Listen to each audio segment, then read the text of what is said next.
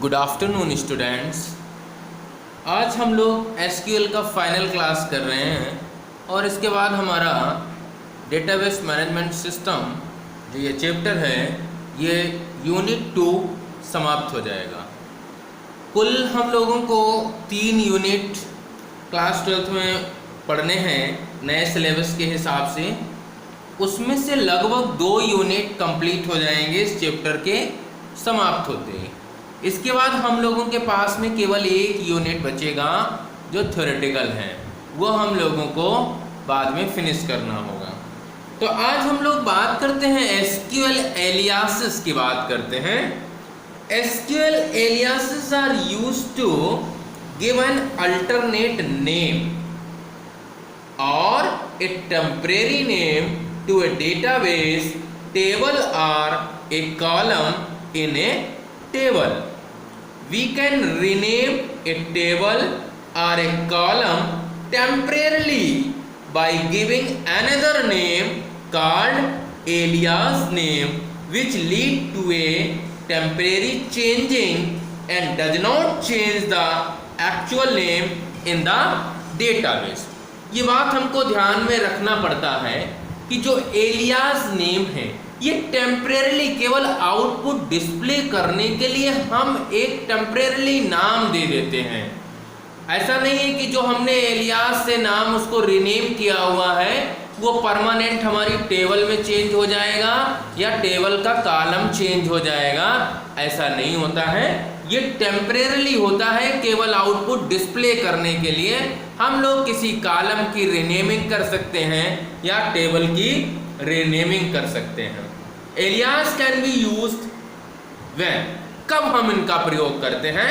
निम्नलिखित कारण या निम्नलिखित आवश्यकता पर इनका प्रयोग किया जाता है। Number 1, more than one table is involve in A query. जब एक से ज्यादा टेबल हमारी क्वेरी में इन्वॉल्व होती हैं तब हम इनका प्रयोग करते हैं। Number 2, functions are used in the query. जब फंक्शन का प्रयोग क्वेरी में किया जाता है तब हम इनका प्रयोग करते हैं। Number 3, column names are big are not legible. जब कॉलम का नाम बड़ा हो तो उतना बड़ा नाम हमको लिखने में बार बार दिक्कत होती है, इसलिए उसको हम रीनेम टेम्परेरली। ये चीज हमेशा ध्यान में रखिएगा कि एलियास से कोई परमानेंट चेंजेज नहीं होता है, न टेबल में न किसी कॉलम में। ये चेंजेज टेम्परेरली होता है, केवल आउटपुट डिस्प्ले करने के लिए इनको चेंज किया जाता है। एंड फोर्थ एंड लास्ट है, 2 or more columns are combined together. जब एक या 2 या 2 से ज्यादा कॉलम्स को हम एक साथ कंबाइंड करते हैं तब हम एलियास का प्रयोग किया जाता है। Using column alias name we can give different names to column for display purpose only. ये बहुत इंपॉर्टेंट लाइन है। केवल आउटपुट को डिस्प्ले करने के उद्देश्य से हम किसी कॉलम का नाम या टेबल का नाम रीनेम करते हैं। They are created to make column name more readable. SQL aliases can be used both for tables as well as columns. दोनों पर अप्लाई होता है, चाहे हमें कॉलम का नाम बदलना हो, किसी टेबल के कॉलम का नाम बदलना हो या किसी टेबल का नाम टेम्परेरली बदलना हो। तो 2 प्रकार हैं, column name and table name. आपके सामने डिस्प्ले हो रहा है, देखिए। पहला है कॉलम नेम और दूसरा है table name. First is a column name and second is a table name. Column aliases are used to make column heading in the query result set earlier to read।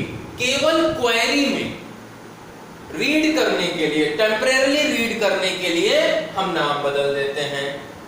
और table aliases are used to shorten a table name, making it easier to read or when performing a self join।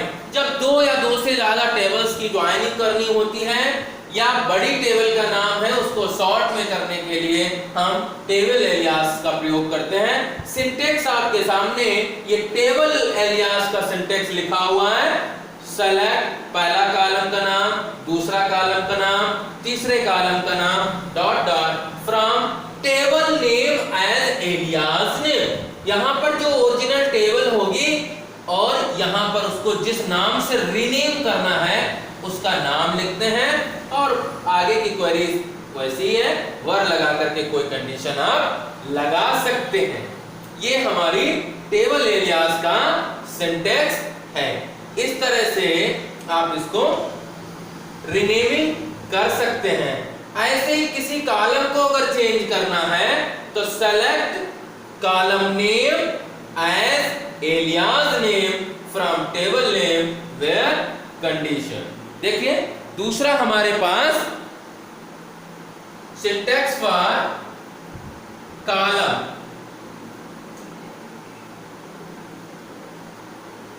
कैसे लिखेंगे? Select column name. अब यहीं पर इसको change कर देंगे, ये हटा दीजिए और इसको हटा दीजिए। सेलेक्ट कॉलम नेम हमने यहीं पर कह दिया as alias name from table name where condition. इसका एक एग्जांपल अभी देखेंगे तो समझ में आ जाएगा। सिंटैक्स में हटा रहा हूं, नोट कर लिया होगा आपने।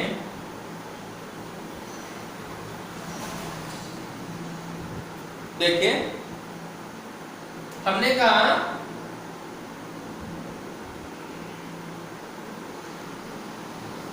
सेलेक्ट नेम,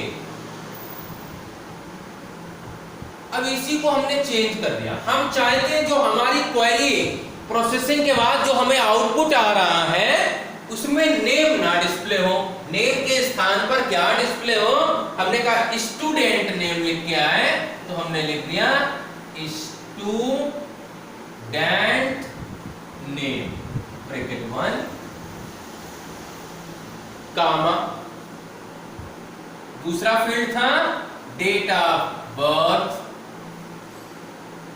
DOB, इसको हमने कह दिया एज, क्या लिख के आए? Date of birth. ठीक, फ्रॉम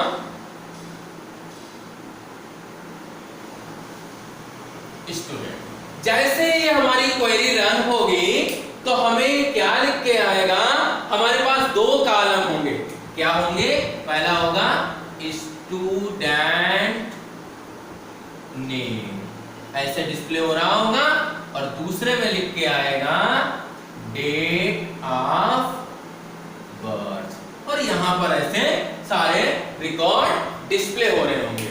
जबकि अगर आप ध्यान से देखें स्टूडेंट का डेटाबेस, अगर स्टूडेंट टेबल का डिस्क्रिप्शन देखेंगे, इसका स्कीमा देखेंगे, तो स्टूडेंट नेम नाम का कोई कॉलम नहीं बनाया था हमने, और ना ही डेट ऑफ बर्थ नाम का कोई कॉलम बनाया था। क्या नाम थे? नेम था और DOB था। तो इनको हमने टेम्परेरी क्वेरी प्रोसेसिंग के समय चेंज कर दिया है, तो इस तरह से ये डिस्प्ले होता है। ये एलियास का प्रयोग होता है और ऐसे इसको यूज किया जाता है। ऐसे ही आप मैथमेटिकल भी एलियासेस कर सकते हैं। जैसे हमने सपोज आप एक क्वेरी नोट कर लीजिए, चाहे हमने कहा कि सेलेक्ट 22 डिवाइडेड बाई 7 एज पाई, कैसे लिख दिया? सेलेक्ट, ये मैथमेटिकल एलियासेस हैं।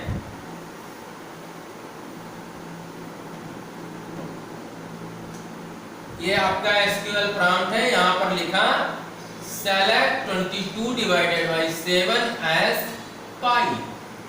आउटपुट में क्या लिख के आएगा? पाई, और नीचे इसकी जो 3.14 जो भी वैल्यू होगी इस तरह से डिस्प्ले हो जाएगा।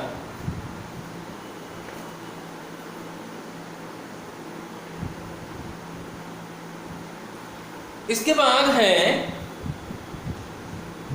Putting text in the query output. ये थोड़ा सा ध्यान से समझना है।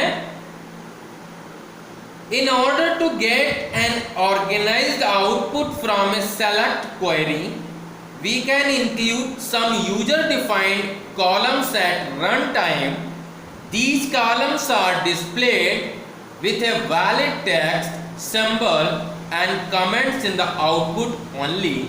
These included columns will appear as column heads along with the content of that column.